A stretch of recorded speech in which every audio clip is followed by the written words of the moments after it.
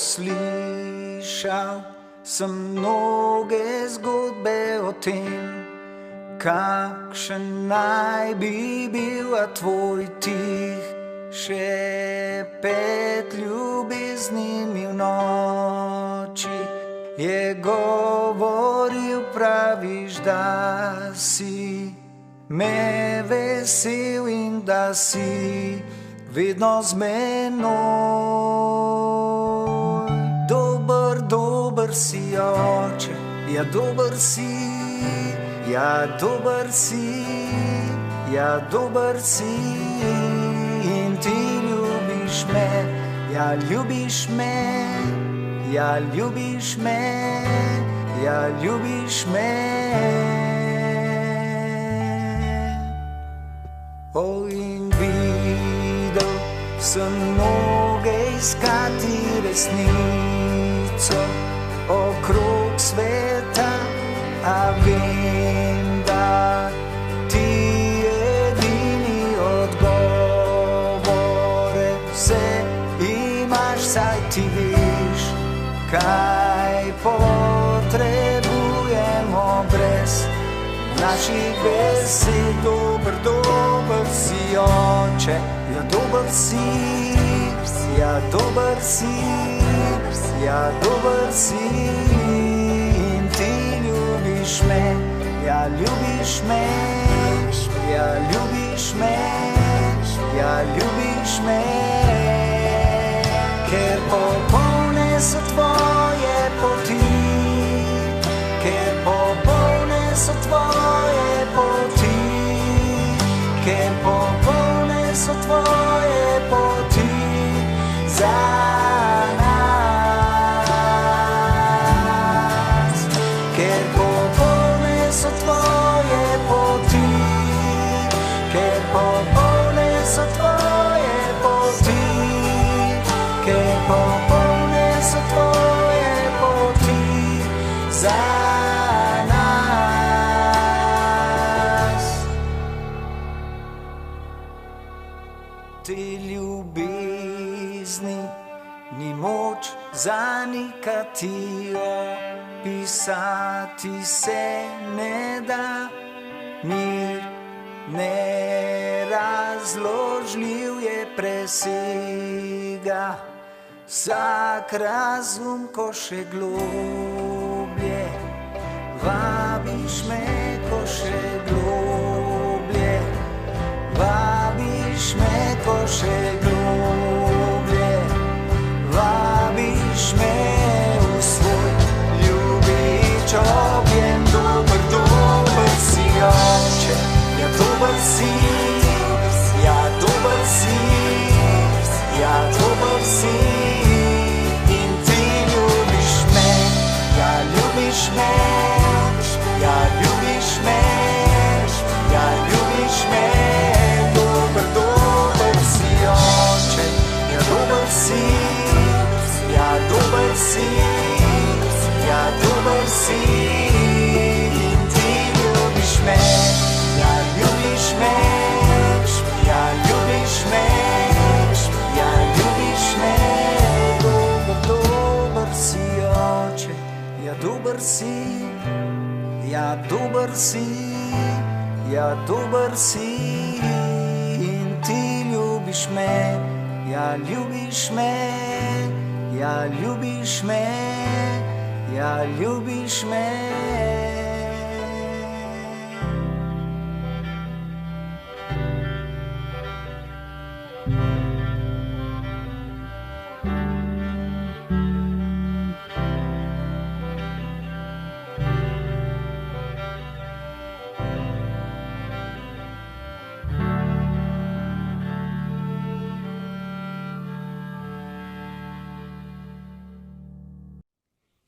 V času Gideona so Izraelci živeli brez Boga in delali, kaj je hudo v Gospodovih očeh.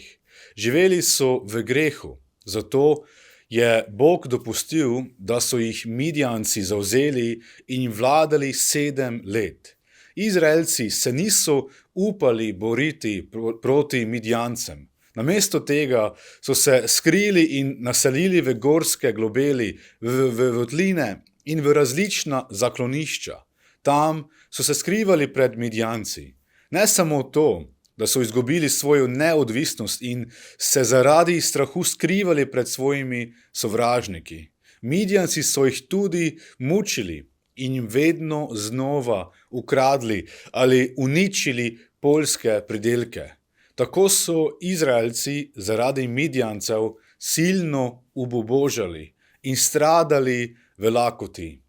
Tedaj so Izraelci klicali in vpili k Gospodu za pomoč, toda Bog jim je preko preroka odgovoril, da so v tej hudi stiski zaradi svoje neposlušnosti Bogu in malikovanja drugim bogovom. Tako pridemo v tej zgodbi do Gideona. V Sodniki 6:11 beremo: Njegov sin Gideon je v stiskalnici s palico otepal pšenico, da bi jo spravil na varno pred Midjanci.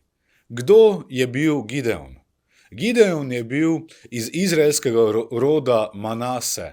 Ni bil iz neke priznane družine, ker je kasneje sam zase rekel, da je iz najrevnejše rodbine v Manaseju. On je bil en pravi nihče, nepomemben član nepomembnega roda v Izraelu. Tudi sam o sebi je imel nizko mnenje ali nizko samopodobo, kot bomo videli kasneje. Kje je bil Gideon? Gideon je otepal pšenico, da bi iz cele rastline izluščil zrnje za hrano. V tistem času so pšenico otepali na prostem, tako da so jo najprej s palico otepli. Na ta način se je potem zrnje oluščilo in ločilo od preostale rastline. To so delali na prostem, ker so potem vse skupaj vrgli v zrak, da bi veter odnesel lažje odpadne dele rastline in bi ostalo le čisto pšenično zrnje. Toda kaj opazimo tu? Kje je bil Gideon, ko je otepal pšenico? Bil je v stiskalnici za grozdje in ne na prostem. Zakaj je bil v stiskalnici za grozdje, kjer je bilo veliko težje ločiti pšenična zrnja od ostalega odpada?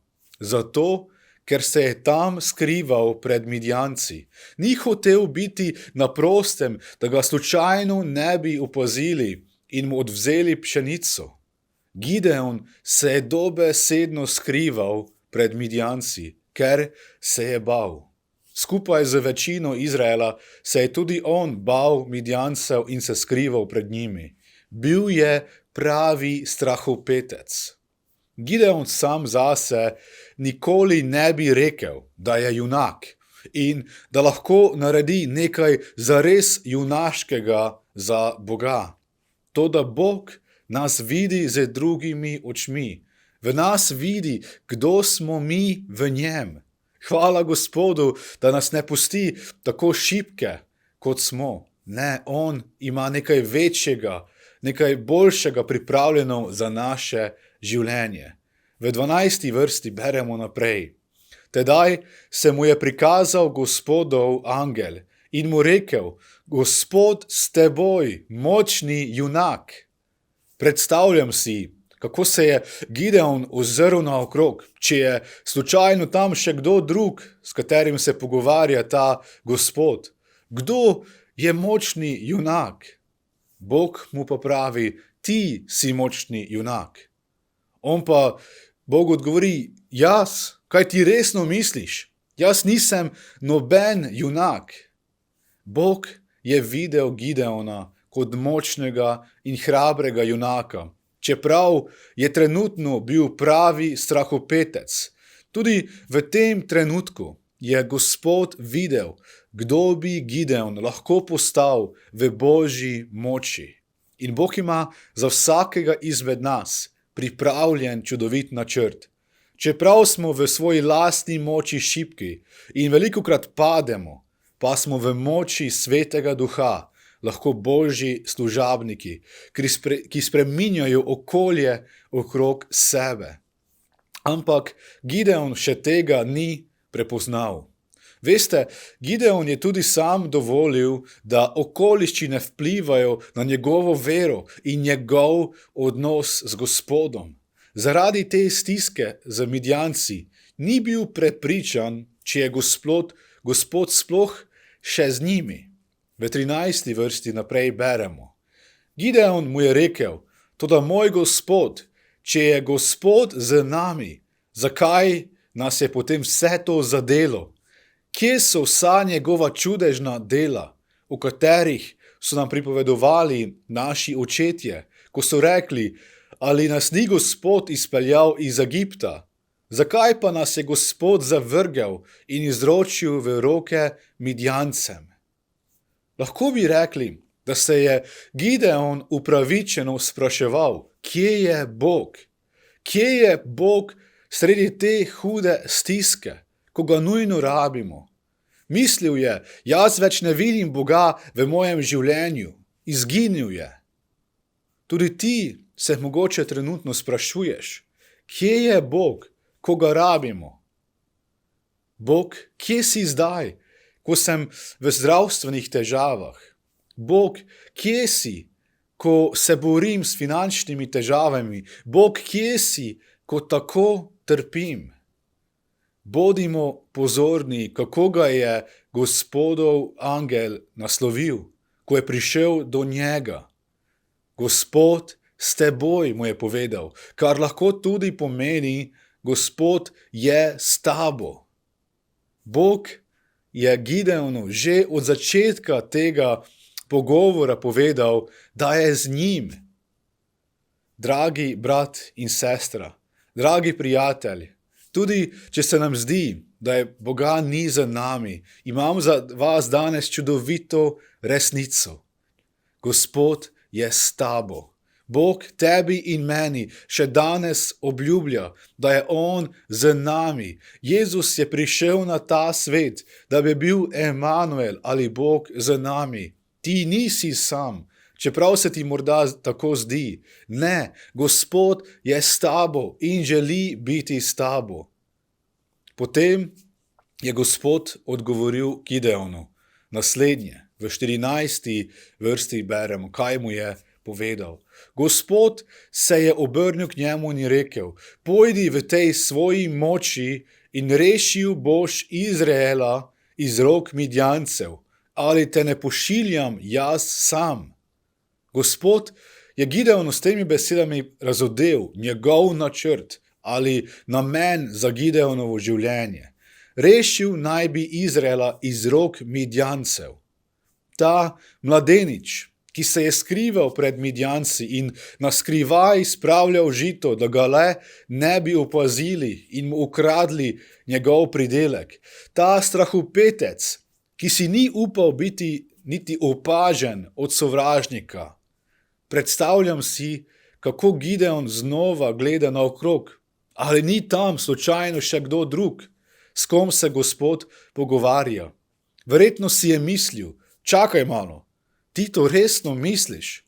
Jaz bi naj rešil Izraela iz rok Midjancev. Se ti mogoče hecaš z mano? Ker to nikakor ne more biti res. Tako je Gideon začel iskati izgovore, zakaj on ni primeren za to delo. V 15. vrsti beremo naprej naslednje.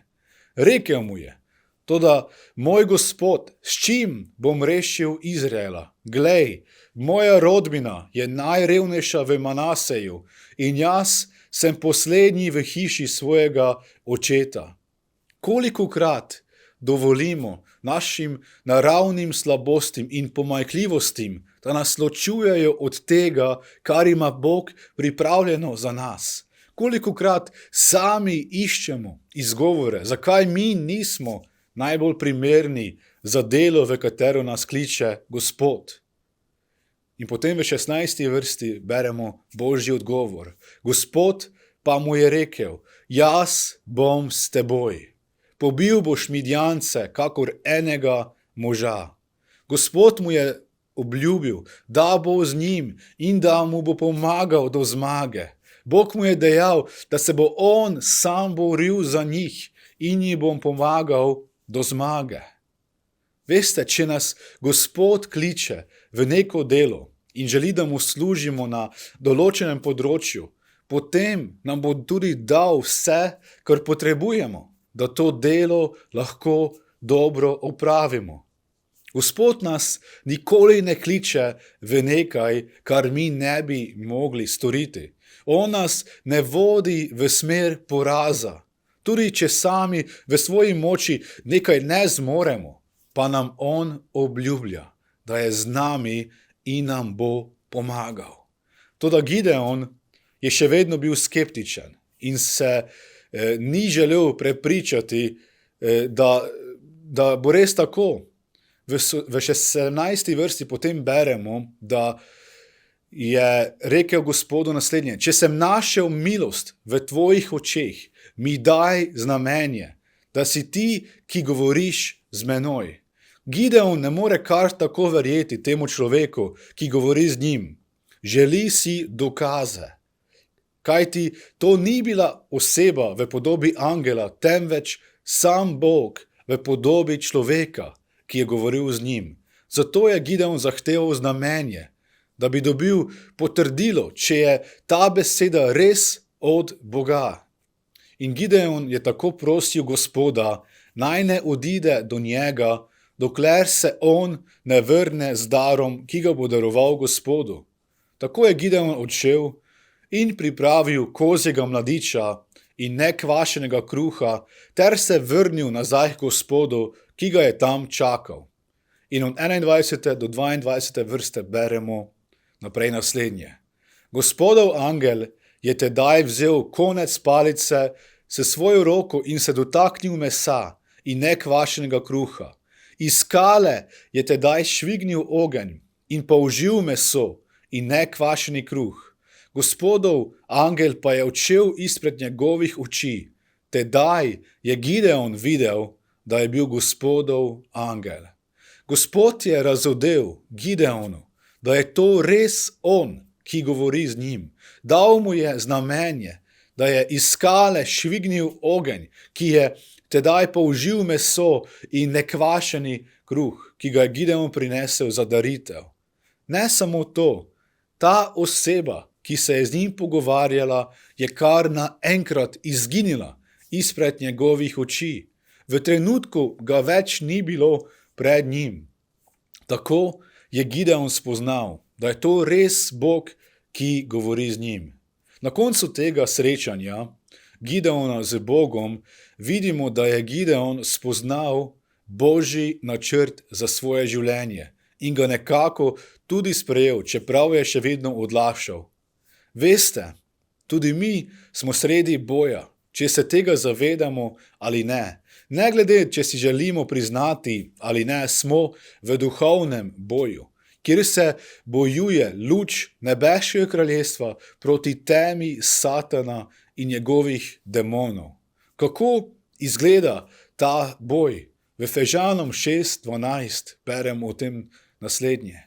Kajti naš boj se ne bije proti krvi in mesu, ampak proti vladarstvom, proti oblastem, proti svetovnim gospodovalcem te mračnosti, proti zlohotnim duhovnim silam v nebeških področjih. Naš boj ni proti mesu, temveč proti duhovnim silam, pravi Božja beseda. Mi se bojujemo proti hudiču, on je naš sovražnik. Njegove taktike so, da nas uniči, da ukrade tisto, kar nam Gospod daje in nas znova zasužnji v greh.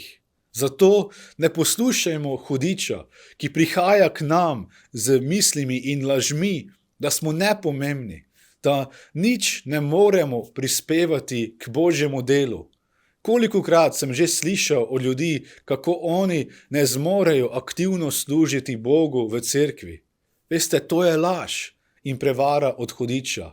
Gospod ima namen in mesto v cerkvi za vsakega kristjana. Ne samo to, ko bojujemo ta duhovni boj, Ne poslušajmo laži, da ne zmoremo in bomo na koncu vseeno izgubili in znova poraženi. To ni od Boga, to so lažne misli od hudiča. Vse samo zaradi tega, da bi nas zaustavil in onesposobil za služenje Bogu. To je Satanov glavni namen, da uniči tisto, kar je Gospod že oživil in osvobodil. Ko smo enkrat poslušni Bogu, smo postali še bolj nevarni za hudiča. Kajti takrat lahko tudi druge vodimo do Gospoda Jezusa. V 1. Timoteju 6:11-12 beremo: Ti pa, Božji človek, beži pred tem, prizadevaj si za pravičnost, pravo pobožnost, za vero, ljubezen, stanovitnost in krotkost. Bojuj dober boj vere, sezi po večnem življenju, v katero si bil poklican in si to lepo izpovedal pred mnogimi pričami. Življenje v Kristusu je življenje v duhovnem boju. Le tisti, ki bodo bojevali ta boj in segli po večnem življenju, ga bodo tudi prejeli. Če ne bomo bojevali tega boja in se skrivali ali celo vdali, ne bomo prejeli nagrade za zmagovalce. Nagrada je namenjena le zmagovalcem, tistim, ki pridejo vse do cilja. Če pa na pol poti obupamo in odnehamo, bomo lahko ostali praznih rok. Zato pravi Pavel Timoteju: bojuj dober boj vere. Tudi mi se bojujemo v tej duhovni bitki. Bojujmo dober boj vere, da naša vera ostane trdna in čvrsta, stanovitna ali zvesta Gospodu. Lahko se tudi mi skrivamo, kot se je skrival Gideon. Toda to nikakor ne spremeni resničnosti tega duhovnega boja in potrebe po bojevanju. Okrog nas je bitka, v katero nas kliče Gospod. Naj se podamo v moči Svetega Duha. Močni in hrabri junak, jaz sem s teboj, ti danes govori Gospod.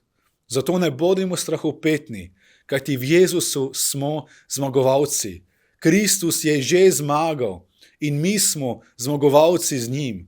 On je z nami, Bog je na naši strani in v njegovi moči lahko premagamo vse sile teme. Zato bojujmo dober boj vere in služimo Gospodu za nebeško kraljestvo. Bog je v tej zgodbi poklical tega nepomembnega in strahopetnega Gideona in on še danes kliče nas, kljub našim pomanjkljivostim in slabostim. Kako izjemna novica je to za nas. Gospod želi čudovito uporabiti naše življenje, če mu to le dovolimo. Zato pojdimo v boj z Božjo močjo in doživeli bomo velike zmage v imenu Jezus. Amen. Združimo se v molitvi. Nebeški Oče, hvala ti za tvojo besedo, za to izjemno zgodbo o Gideonu, ko si poklical tega na prvi pogled nepomembnega človeka iz revne družine, ki je bil tudi sam v dvomih o tem, kdo on je in kaj zmore. Gospod, hvala ti, da tudi ti na nas gledaš z drugačnimi očmi. Hvala ti, da ti vidiš v nas tisto, kar mi smo v tebi in kar lahko postanemo v tvoji moči, Gospod. Hvala ti, Gospod, da imaš ti najboljši načrt za vsakega izmed nas. Gospod, da nas želiš voditi do zmag v naših osebnih bojih in tudi v tem duhovnem boju, ki se odvija okrog nas. Hvala ti, Bog, da imaš ti mesto za vsakega izmed nas v cerkvi, da imaš ti klic za vsakega in nas želiš uporabiti v tem življenju. Zato, Gospod, nam pomagaj, da se resnično zavedamo tega, da smo poslušni tvoji besedi, da iščemo tvoj namen za naše življenje in, Gospod, da dovolimo, da ti skozi tvojo moč, Sveti Duh, deluješ skozi nas, da sami vidimo te zmage v našem življenju. Gospod, tudi takrat, ko se morda sprašujemo, kje ti si, Gospod, da vidimo, kako tvoja moč resnično spremeni naše življenje. In potem, Bog, tudi ko vidimo, kako ti skozi nas vplivaš na našo okolico, kako lahko služimo v imenu Jezus tvoji cerkvi in kako lahko tudi druge blagoslavljamo in vodimo do tebe, Jezus. Ti nas v tem namenu in na tej poti čudovito uporabi. Želimo, Gospod, biti tudi mi hrabri junaki v tebi in bojevati ta dobri boj vse do konca, ko pridemo do cilja. V tem nam pomaga naš Gospod, v imenu Jezus. Amen.